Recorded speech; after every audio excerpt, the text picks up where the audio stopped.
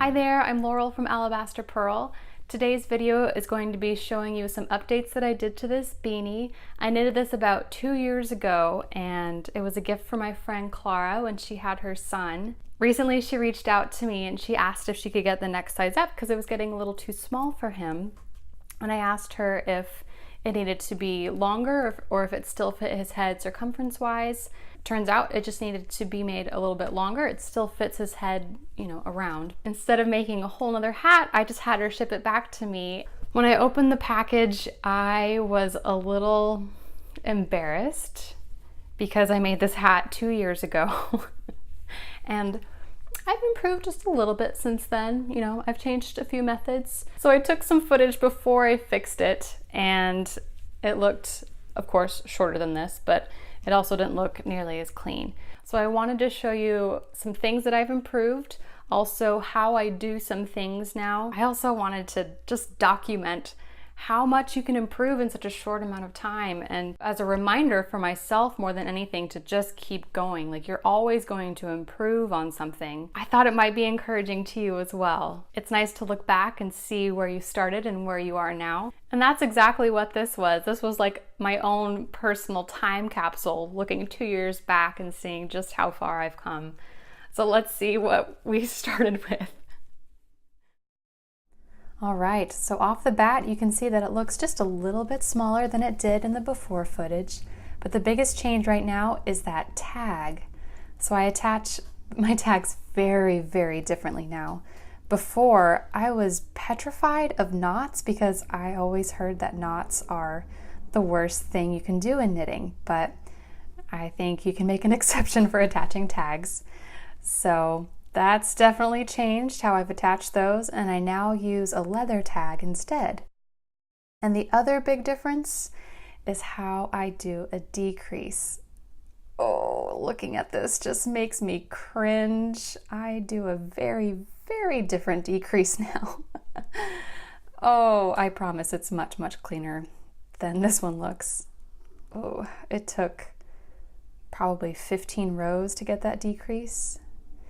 It's very different now, but I do love how stretchy this little beanie is. It's a perfect toddler hat, but let's make it better. The first thing I want to do is make sure that those stripes are centered in the hat because right now they're kind of top heavy, which looks a little bit weird. I'm going to add a little bit more height to the top of the hat, and I just wanted to see how much extra I needed to add. Now here comes the terrifying part, actually cutting up a knitting project. Ooh, this felt so wrong and so weird to do, but I also know how to fix it.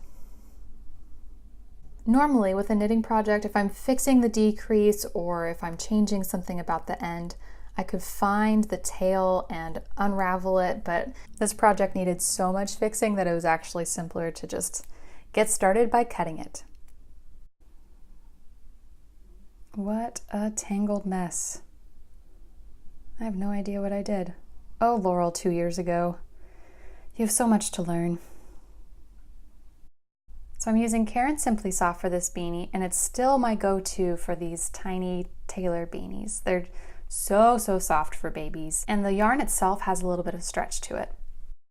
All right, now that it's frogged correctly and there's no more tangles, I'm going to look for the original seam so that I know where to start picking up my stitches and mark the beginning of my row.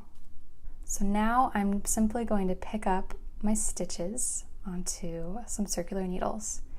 And here I'm using, I believe they're Addi Turbo lacework needles.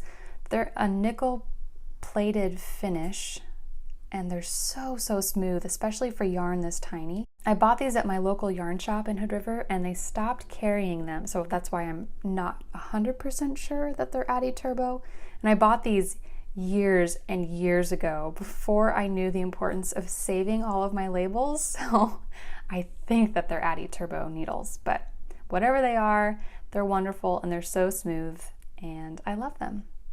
My local yarn shop decided to switch to Chia Goo needles because I think that Addi Turbo are imported from Europe, so they were a little bit more expensive and harder to get. Now that I've got my stitches picked back up on my needles, I am not going to use that old yarn because it looks like ramen noodles from being in stitches for the past 2 years. And if I were to use that yarn, my new stitches would not look that clean. So now I'm switching to a new skein of yarn. This is my favorite way to join 2 skeins of yarn. You simply knit 2 stitches with both strands, and it creates this beautiful, flawless transition between both skeins. Otherwise, it can be really hard to get the pull of your yarn look consistent. So this is my favorite way to do it. It does add a tiny bit of bulk to those 2 stitches, but it's hardly noticeable.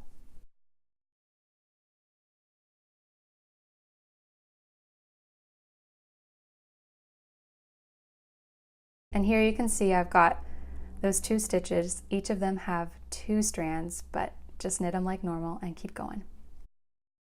So now I'm going to weave in those ends just to keep it as clean as possible while I'm working on it. Now you don't have to do this now, you can do this after the hat is finished, but I personally like to weave in my ends as I go because I know how much of a pain it is to weave all those ends in at the end of the project. Might be a little bit hard to see since it's a darker yarn, but you want to work with the direction of those stitches. So I'm going down the stitches and then I'm going to go up the stitches just to keep it nice and secure, especially since it's a toddler hat. Change direction, and now it's going to go up those stitches. This is the best way to ensure that your yarn isn't going to pop out because it's working in 2 different directions. If it's just working in one direction, it's easier for the yarn to work itself out.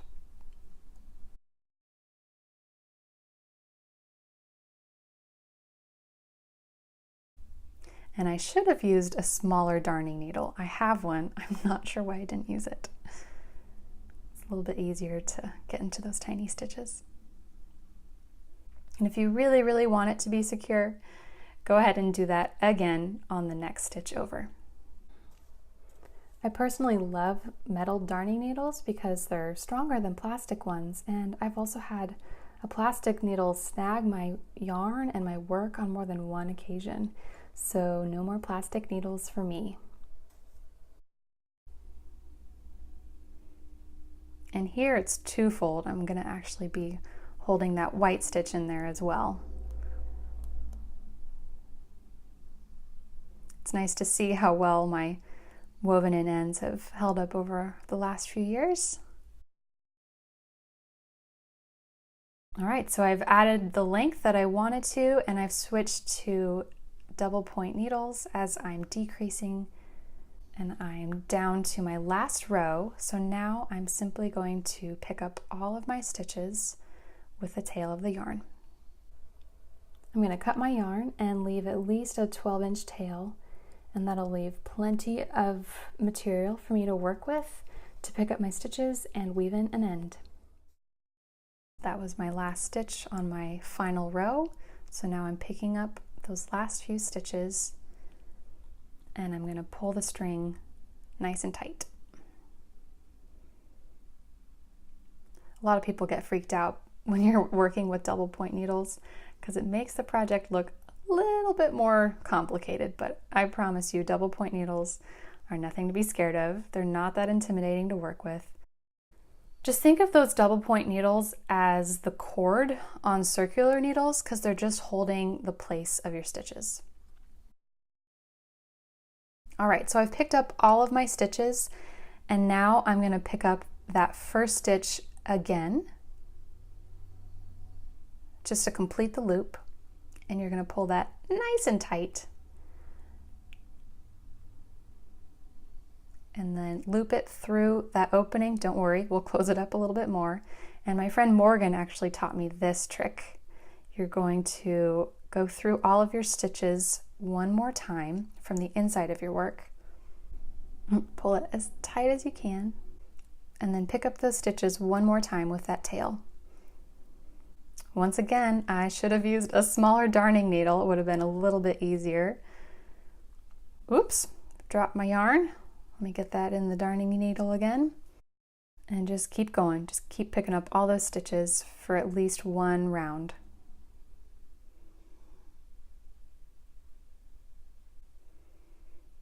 And then pull it as tight as you dare, and then you're going to tie a knot. Go through at least one extra stitch, leave a loop, pull that yarn through, and tie a knot. Do that a couple times if you really want it to be secure. See, years ago, I never would have done this because I heard that knots were the worst thing that you can do in knitting. I think that's specifically talking about when you're joining skeins of yarn. You don't want to tie a knot between those two strands because eventually they will just unravel themselves. If you feel like there's still a little bit of a hole at the top of your hat, go ahead and pick up those stitches one more time and that yarn will fill in the gap just a little bit. Once you're happy with your hat enclosure, go ahead and tie another knot or two, and then we can weave in the ends. And now you're going to weave in your ends the same exact way. You're going to go down a row of knit stitches from the inside and then up that same row in a different direction.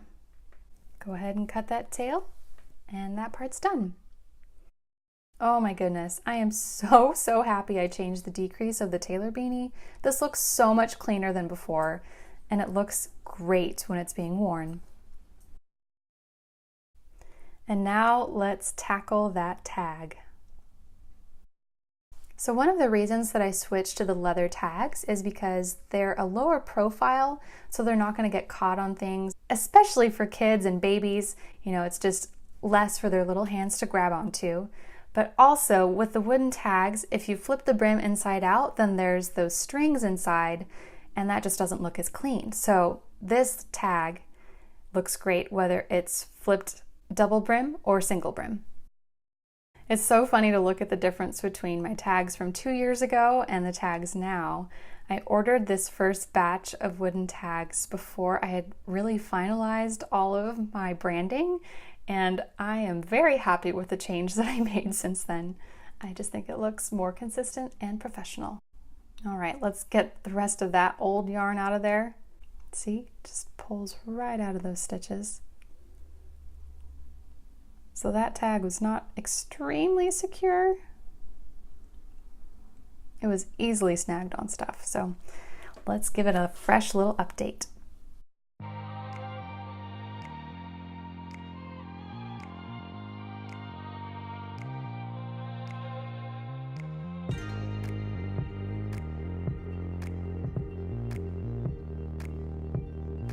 So this is that back seam, so I want that in the back of the hat. So let's flip it over and put the tag here. I do believe that is an old transition between two skeins. These tags are from All This Wood, both my wooden and my leather tags, and I've been very happy with them. They're based out of Washington, and I found them on Instagram, and I order through Etsy, and I love to support another small business. These are their real leather tags, and this is the color Whiskey. I don't put these tags on every single hat because they're a little bit more expensive. I did order them specifically for the tailor beanies as well as my Kate cowls. So get your hot glue. This just keeps it nice and snug against that brim, and then it's not going to be rubbing against their head. The first few times I attached these, I sewed them on nice and tight, but then when you wore the hat, the brim stretched, and then there was a gap between the brim itself and the tag, so I now use hot glue just to secure them nice and tight.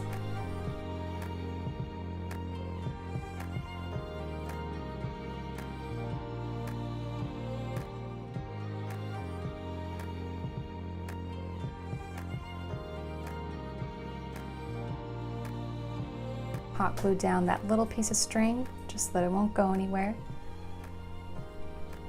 Add just a little bit of glue where you feel that it's necessary, otherwise it can get bulky, and as the glue dries it gets a little bit more stiff.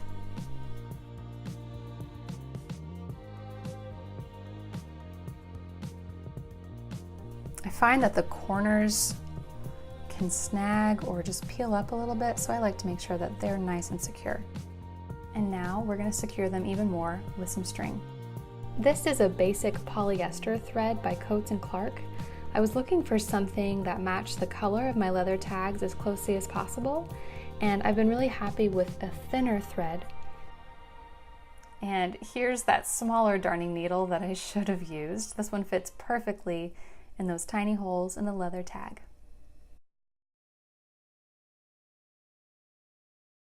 So here I'm simply looping the thread through one of the holes, but I've actually changed my method a little bit even since filming this. I now secure the loop through that far right edge, and that way it blends in with the stitches that'll happen later.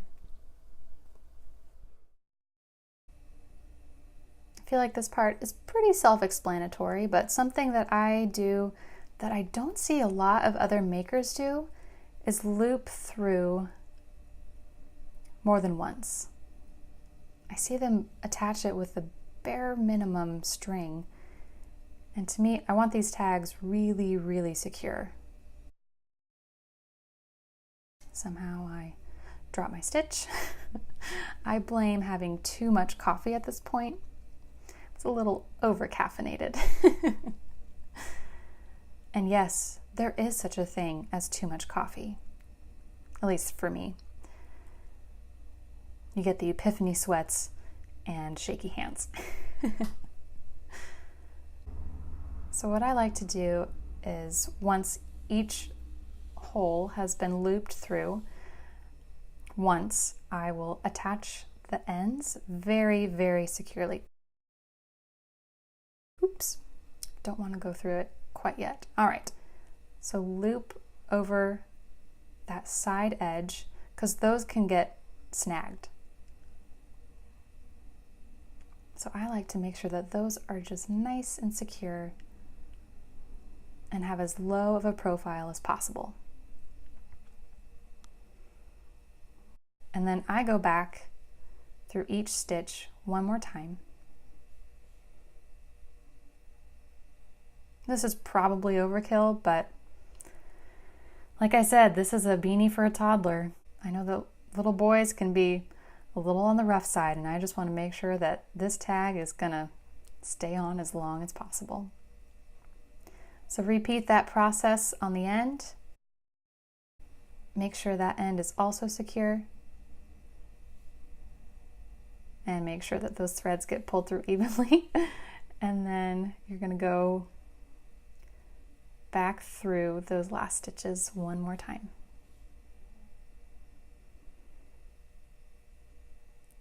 I have never had such a hard time with my leather tags, you guys. I seriously blame caffeine at this point.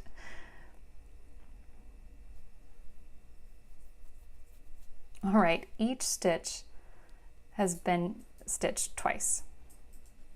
And now I'm just going to secure that with a little knot, and then I'm going to poke it through.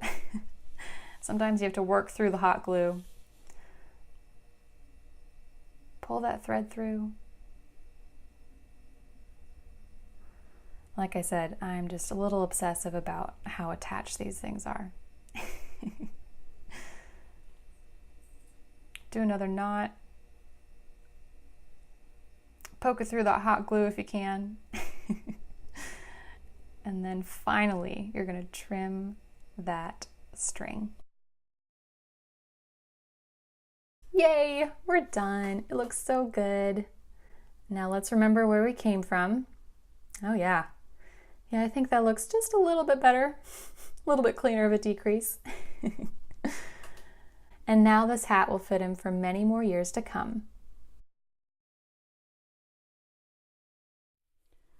So I hope that you're encouraged by this video.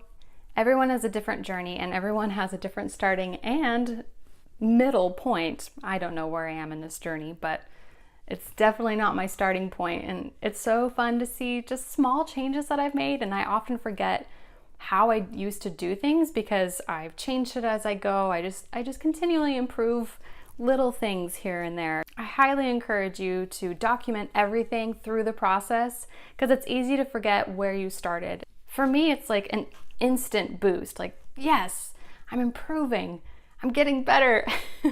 By the way, this is my tailor beanie. This pattern is available for purchase in my Etsy shop. The instructions come with sizes for newborn to extra large adult. So this beanie is incredibly versatile. It's super stretchy and it's really, really comfortable. So you can make it even longer and you could do a folded brim. You don't have to do the stripes if you don't want to. It could just be a solid color. You could do multiple colors on it if you want. But this is my go-to gift for friends when they have babies because these hats fit them for so much longer. I personally love function over fashion. So while newborn beanies are super cute and oh my goodness, so fast to make, I love this bigger size because it'll fit them for so much longer. So you can fold it when they're newborn and it'll fit them. Maybe not newborn, maybe like 3 months, but he's 2 and it still fits him. So that's pretty good by my book. That's it for today. Thanks so much for tuning in and watching this video. If you're new to my channel, please hit that subscribe button, like and share. It really helps me out. You can find me on Instagram at Alabaster Purl. I'm most active there and I post almost every day, just about. I'm also on Etsy, Facebook, Pinterest. I'm all over the place. Thanks again for watching. I hope you have a great day. Happy knitting.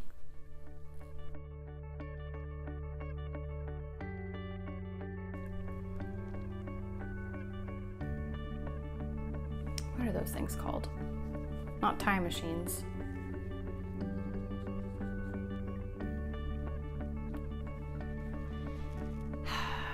Where you bury stuff in the ground.